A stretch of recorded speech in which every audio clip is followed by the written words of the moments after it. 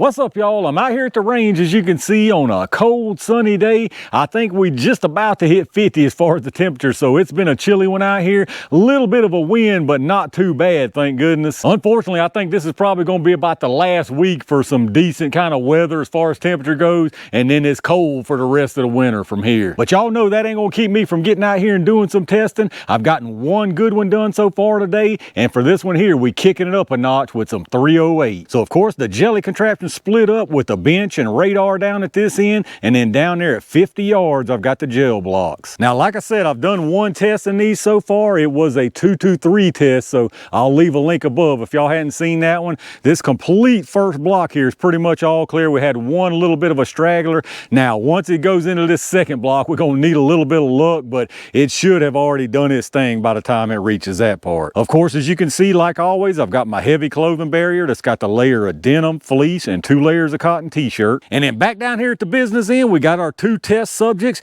Now, as y'all can see, both of them are from Federal, both of them 308 Winchester, and both of them 150 grain jacketed soft points. On the left here, we've got the Federal Power Shok jacketed soft point, and then on the right, we've got the Federal non-typical whitetail soft point. Now, from what info I could find on this non-typical, it's actually discontinued. I could be wrong on that, but I'm pretty sure this has been discontinued by Federal. Now, you can still find plenty of it out there in all kinds of different calibers, but I'm almost positive it's been discontinued. That being said, the info that I could find on this with people talking about it say that these are the exact same thing. I've even found some posts showing some email copies from Federal. Now, of course, who knows if they're legit, but they seem 100% legit, showing emails from Federal answering a question about what the difference is. But long story short, what they said basically was it's the same exact thing, and it's just marketed to different areas and different markets. Even the ballistics listed for them are exactly the same, 2,820 feet per second.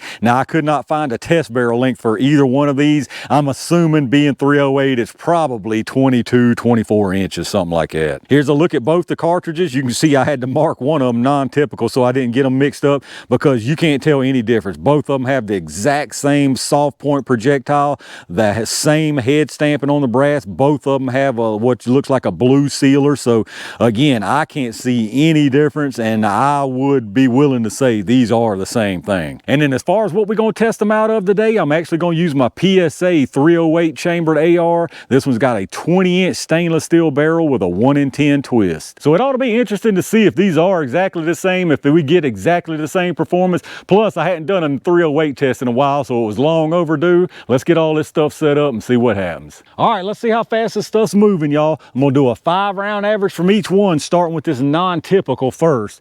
Now, if y'all aren't familiar with this lab radar, you're going to see multiple readings. The large numbers at the muzzle, and then you've got 5 across the bottom. I've got those set for 10, 25, 50, which is where the gel is, 75, and 100 yards. So we should get readings all the way out with this 308 without any problem.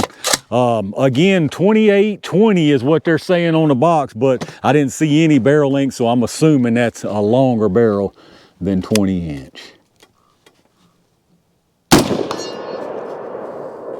Got 2792, so that's actually not far off.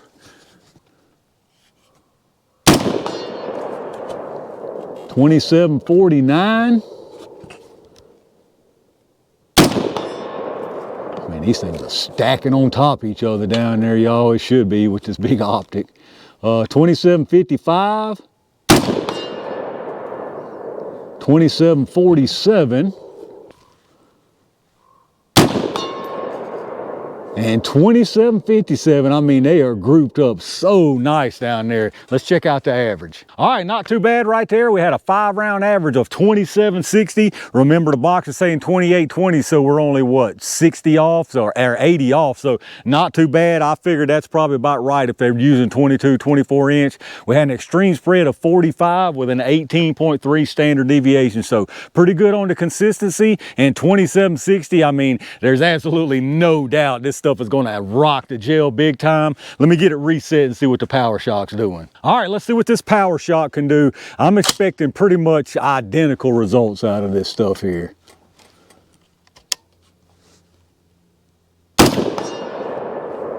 2730, 2714, 2712.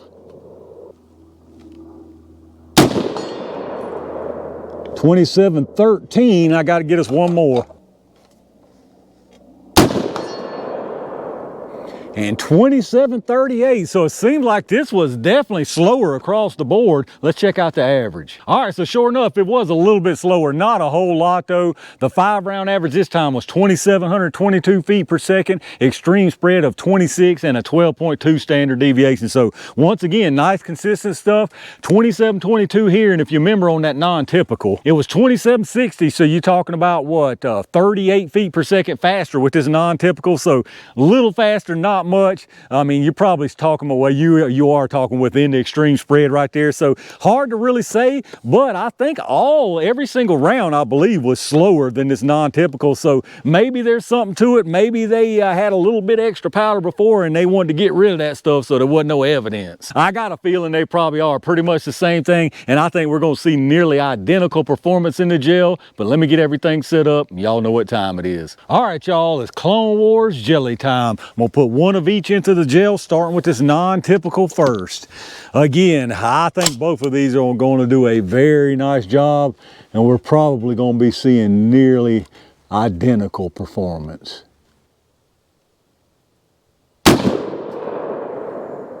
All right, that should have been perfect right there. Let me go check it out.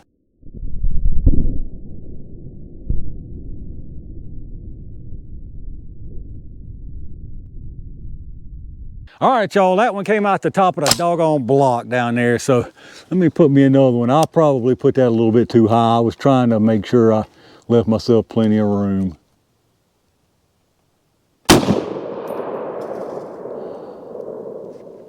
I hope that one didn't come out too. I tried to put it to the right and a little bit lower. Let me go check it out.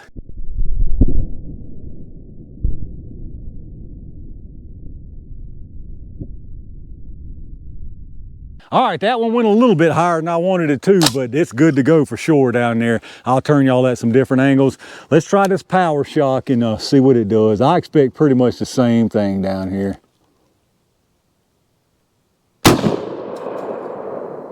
All right, that's definitely where I wanted it. Hopefully it didn't curve out the side. Let me go check this stuff out.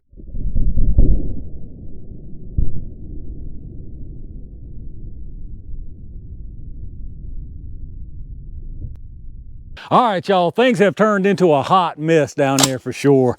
I'm being just too stingy with the block space just because I know how big those disruption areas are, and I want y'all to be able to see stuff, but it's going to be a mess down there.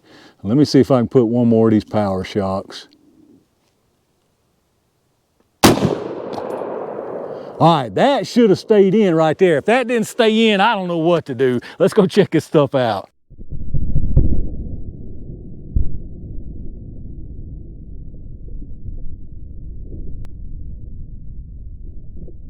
All right, y'all, I think we finally got something we can take a look at down here. It is an absolute mess, that's for sure, but that's just because of such large disruption areas. I'll show you some different angles. Long story short here is there's really no doubt in my mind personally that these are the exact same thing. These rounds performed exactly the same. All four of these disruption wound channels look exactly the same size.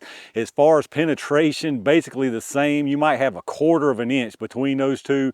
All these that went out, if they would have stayed, I feel very confident saying you would have the same penetration. So again, no doubt in my mind after seeing this now that these are for all intents and purposes the same round. But we'll look at them here for a second real quick. Those on the top, there's one in the front, one behind. Both of those were the non-typical. Absolute massive energy transfer all the way through this block. 308 just don't play. 308 does not play all the way through this block into the second block. Looks like about 2 inches and absolutely fantastic expansion. And then of course these two down below those, both of these were the power shock. You can see they look identical. You can't tell any difference between these. Again, absolute massive energy transfer right here. I mean, you're talking about right at a ton, probably over a ton. I'll have to do the math of force right here. Just transferred all the way through this first block. Again, this one came out the side right there.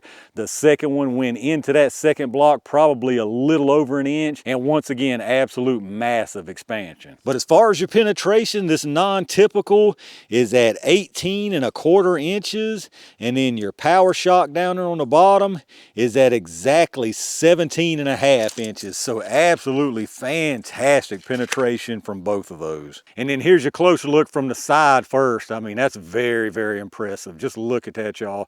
And that's permanent. That's not like short barrels that I normally test. That right there is permanent. So you can absolutely take that for what you're seeing right there all the way through that block. You can see, and just massive expansion. Same thing for those ones on the top there. I'll give you an overhead look, but that's just some incredible energy transfer. And then here you are from above. Again, both of these are the non-typical. You can see that one's completely by itself. I mean, you are talking about some incredible energy transfer. If you can't knock something down with this right here, then you probably better get to moving. All right, let's take a look at these projectiles. You can't tell any difference between these things. I mean, none at all. This one is the non-typical. This one is the Power Shok. As you can see, I mean, they both expanded very, very nicely. If you look on the back, you know, kind of irregular, but you can tell they are exactly the same. There's absolutely no doubt in my mind that these are the same, and they both did a fantastic job. As far as material loss, I don't think you lost much at all. You probably did lose some just because of how mangled they are, but I think they held most of their material. But let's get some measurements and find out. They both started at 150 grains. This non-typical is at 146.6. So again, probably a couple of crumbs lost, but not much. The Power Shok is at 146.0. So again, I don't think you lost a whole lot, maybe a few crumbs, but really nice retention overall. And then as far as the size, there's definitely some irregular measurements here, but we'll start with the non-typical. You got 695 and 717, so absolute fantastic expansion right there.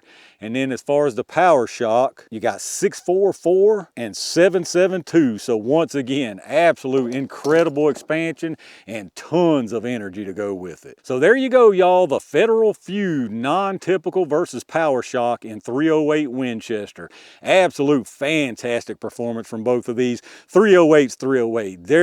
I'm convinced that you just can't get a bad 308 wrong. There would have to be something wrong in the manufacturing process to get a bad 308 round, because again, you're talking about over a ton of energy, all this kind of disruption. That is some serious stop you in your tracks power right there. And like I say, if that does not stop something, then you better get to moving. All right, y'all, I'm gonna wrap it up right there for another fantastic 308 test. Again, I personally don't think there's really such a thing as a bad 308 round. Like I mentioned, it's personally one of my favorite calibers, maybe my favorite just do-all rifle round. I mean, it's got tons of energy, it's got plenty of mass to it, really nice and consistent out to a distance even. Unless you're talking about some really niche case, just very specific use with some super, super, super large game, this 308 round will handle pretty much anything you put it up against. But let me know what y'all think about it down in the comments. Do any of y'all out there use either one of these rounds in 308? I feel pretty sure there are some people that do.